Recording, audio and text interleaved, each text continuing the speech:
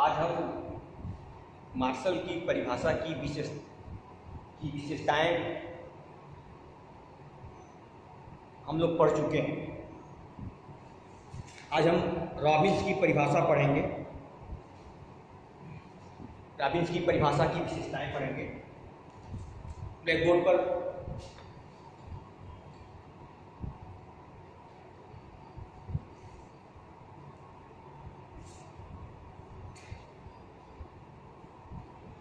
गलती से मार्शल लिख दिया गया था। रॉबिन्स की परिभाषा के बारे में कल हमने जो अध्ययन किया था उसमें उन्होंने कहा था कि अर्थशास्त्र में हम चुनाव की समस्या का अध्ययन करेंगे। उन्होंने कहा था कि अर्थशास्त्र में हम मानव व्यवहार का संबंध चुनाव की समस्या से जो होता है उसी का अध्ययन करेंगे। चुनाव की समस्या का मतलब क्या होता है कि आवश्यकताएं अनंत हैं, लक्ष्य अनंत हैं, लेकिन उनकी पूर्ति करने वाले साधन सीमित होते हैं। जो साधन होते हैं वो वैकल्पिक उपयोग वाले होते हैं। रॉबिन्स की परिभाषा से हम लोगों ने ये भी जाना कि आवश्यकताएं असीमित होती हैं, आवश्यकताओं की तीव्रता में अंतर होता है, उनकी पूर्ति करने वाले साधन सीमित व वैकल्पिक होते हैं। और फिर उन्होंने जिक्र किया था चुनाव की समस्या। तो उनकी परिभाषा की मूल बातें थी। आज हम उस परिभाषा से संबंधित उनकी विशेषताओं के बारे में जानेंगे और थोड़ा विस्तृत तरीके से। रॉबिन्स की परिभाषा की पहली विशेषता है कि उन्होंने कहा था कि हम अर्थशास्त्र में मानव व्यवहार का अध्ययन करेंगे। आप लोगों ने मार्शल की परिभाषा पढ़ी होगी, तो उन्होंने कहा था कि अर्थशास्त्र में हम सामाजिक मनुष्य का अध्ययन करेंगे। और इन्होंने क्या कहा रॉबिन्स ने कि हम अर्थशास्त्र में मानव व्यवहार का अध्ययन करेंगे। अर्थात रॉबिन्स की जो परिभाषा है वो सभी मनुष्यों को शामिल कर लिया है, चाहे वो समाज के बाहर रहें या समाज में रहें। अंदर बाहर से कोई मतलब नहीं। मार्शल ने एक रेखा खींच दिया था समाज के अंदर और बाहर। समाज के बाहर रहने वाले व्यक्तियों को उन्होंने छोड़ दिया। इन्होंने व्यक्ति को ले लिया। यदि किसी व्यक्ति के व्यवहार का संबंध चुनाव की समस्या से होगा तो हम उसका अध्ययन अर्थशास्त्र में करेंगे। इसीलिए रॉबिन्स ने कहा कि अर्थशास्त्र एक मानव विज्ञान है। तो ये मार्शल की परिभाषा से इनका अंतर भी हो गया। उन्होंने कहा सामाजिक विज्ञान है, रॉबिन्स ने कहा अर्थशास्त्र एक मानव विज्ञान है। हम मनुष्य के व्यवहार का अध्ययन करेंगे, इसका संबंध चुनाव की समस्या से। पहली विशेषता हो गया। दूसरी है कि रॉबिन्स की परिभाषा से अर्थशास्त्र की मुख्य समस्या का स्पष्टीकरण। रॉबिन्स ने यह कहा कि अर्थशास्त्र की मुख्य समस्या के बारे में बताया। मुख्य समस्या क्या है? चुनाव की समस्या। मार्शल ने क्या कहा था कि अर्थशास्त्र में हम भौतिक साधन का अध्ययन करेंगे जिससे व्यक्ति के भौतिक कल्याण का अध्ययन होता है। लेकिन रॉबिन्स ने भौतिक और अभौतिक दोनों को ले लिया है। उन्होंने साधन के बारे में जिक्र किया है, उसके बारे में परिचय दिया है, जिक्र किया, बताया है कि अर्थशास्त्र में हम सीमित साधनों का अध्ययन करेंगे जो दुर्लभ होते हैं, जिनके वैकल्पिक उपयोग होते हैं। अब साधन में सभी आ जाते हैं। मिट्टी है, पानी है, पैसा है, सब साधन है। इनका नेचर क्या है? मांग की तुलना में इनकी पूर्ति सीमित है। जो संसाधन है वो आवश्यकताओं की तुलना में सीमित है। तो जिसके कारण चुनाव की समस्या उत्पन्न होती है और चुनाव की समस्या हर जगह पाई जाती है।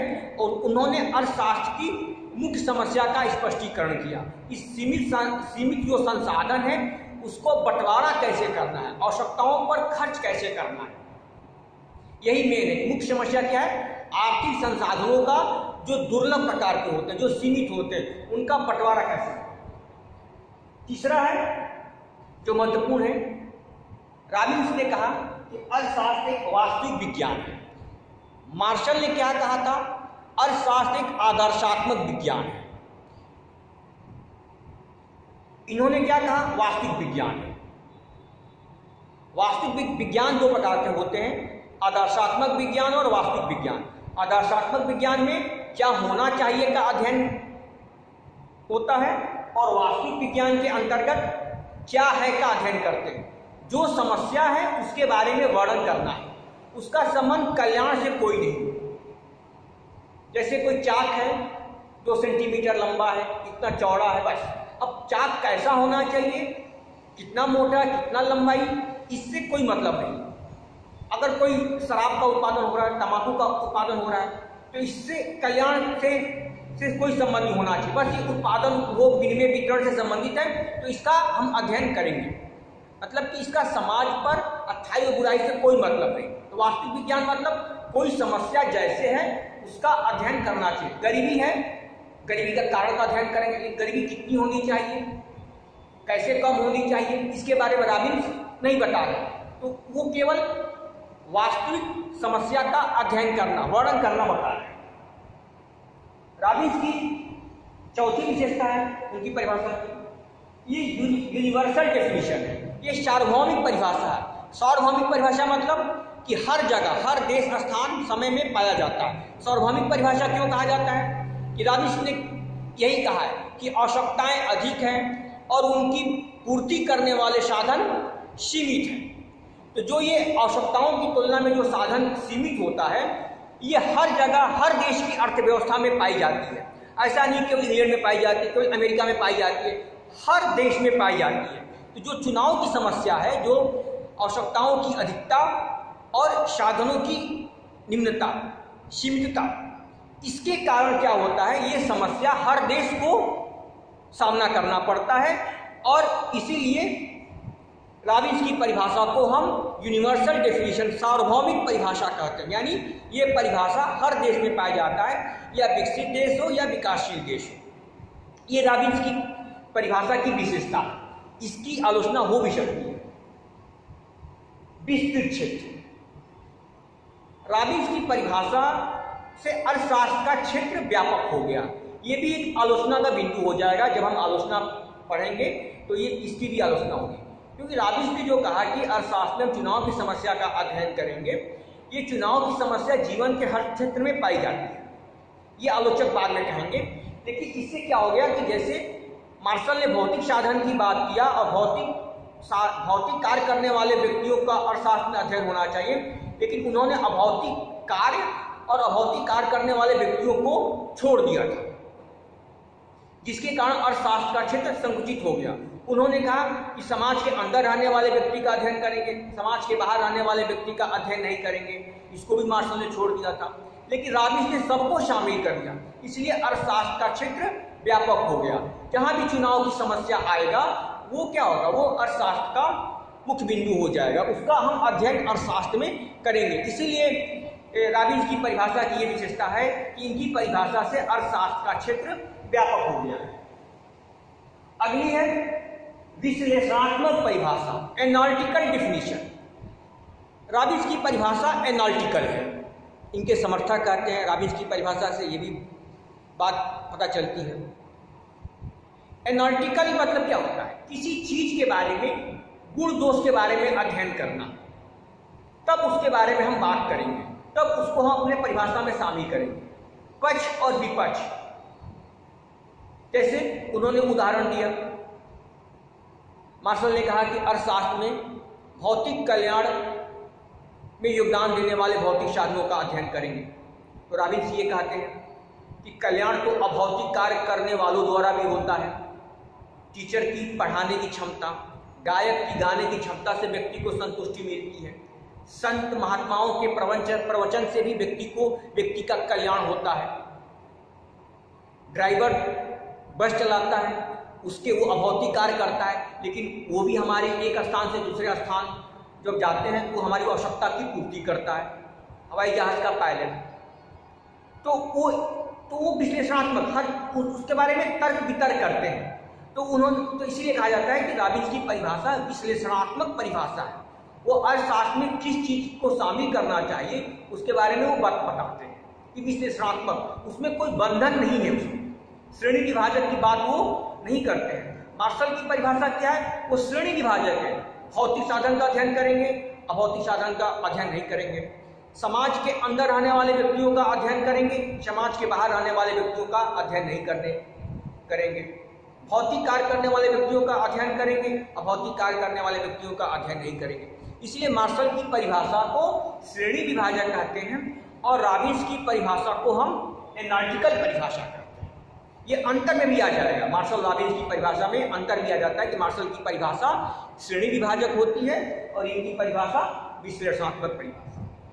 लास्ट इनकी विशेषता है विवेकशील मनुष्य का अध्ययन। रॉबिन्स ने कहा है कि हम अर्थशास्त्र में विवेकशील मनुष्य का अध्ययन करते हैं। विवेकशील मनुष्य क्या होता है?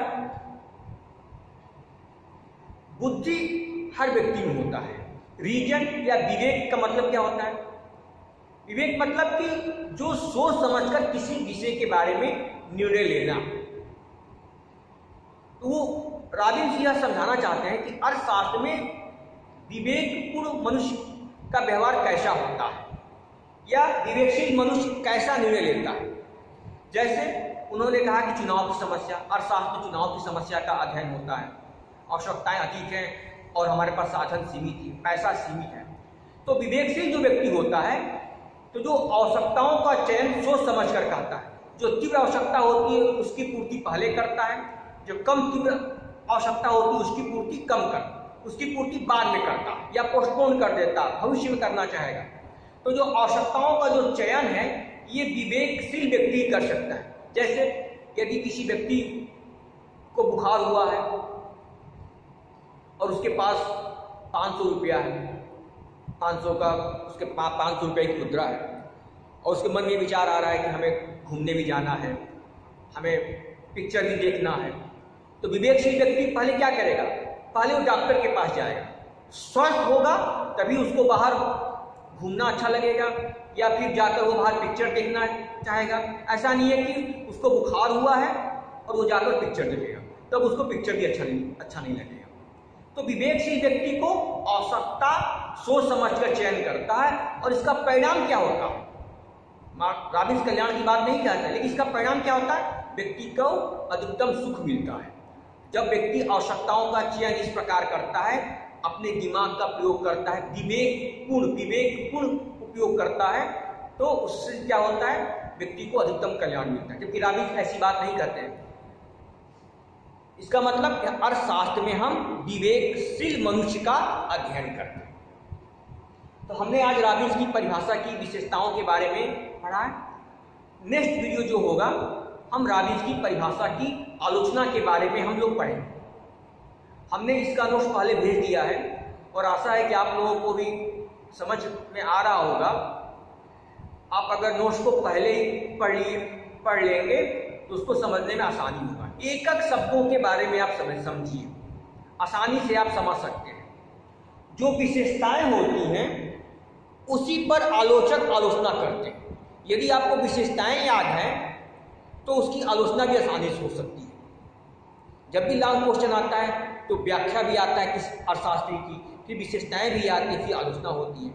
लेकिन 2 पॉइंट याद करने पर 4 पॉइंट अपने आप याद आ जाता है, तो उसको रिवीजन करने से आता है। तो कल हम रॉबिन्स की परिभाषा की आलोचना के बारे में